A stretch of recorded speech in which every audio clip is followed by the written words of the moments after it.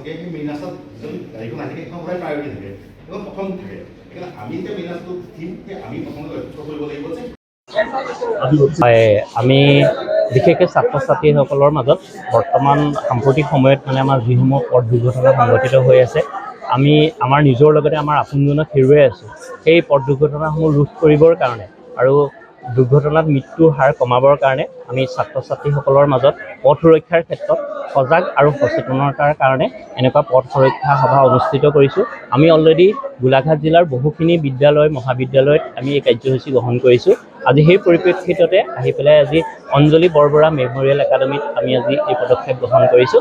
আমি ছাত্ৰ ছাত্ৰীসকলক বা আপোনালোকৰ মাধ্যমৰ মাজেৰে আমি সমাজলৈ এটাই বাৰ্তা প্ৰেৰণ কৰিব বিচাৰিছোঁ যে যান বাহনৰ ক্ষেত্ৰত যে ৰাইজ সজাগ আৰু সচেতন হওক।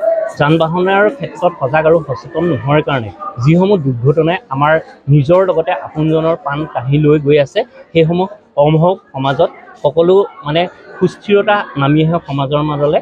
যান বাহনৰ ক্ষেত্ৰত যেন সকলোৱে সজাগ সচেতন হৈ পেলাই গোলাঘাট জিলাখনক এখন দুৰ্ঘটনামুক্ত জিলা হিচাপে চিহ্নিত কৰিব পাৰে তাৰে কামনা আৰু তাৰে আশাৰে আমি এই সভাসমূহ অনুষ্ঠিত কৰিছোঁ। আমি ইয়াতে কৰিছোঁ, আমি গোলাঘাট SPB কলেজত কৰিছোঁ, গোলাঘাট কমাৰ্চ কলেজত কৰিছোঁ, বেটিয়নী হায়াৰ ছেকেণ্ডেৰী স্কুলত কৰিছোঁ, মেৰাপানী ছিনিয়ৰ ছেকেণ্ডেৰী স্কুলত কৰিছোঁ, এনেদৰে সৰুপথাৰ হায়াৰ ছেকেণ্ডেৰী স্কুলত কৰিছোঁ আৰু দেৰগাঁৱত কৰিছোঁ।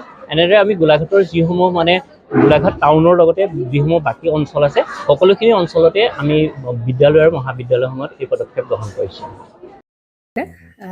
জুবিন গাৰ্গৰ গীতসমূহৰ ওপৰত আধাৰিত গানে কি আনে নামৰ এটা সুন্দৰ অনুষ্ঠান আপোনালোকৰ ওচৰলৈ আহি আছে অতি শীঘ্ৰে।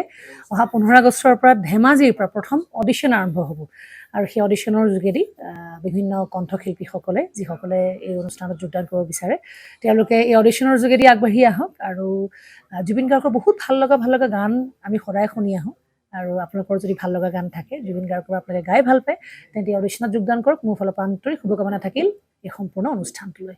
ধন্যবাদ।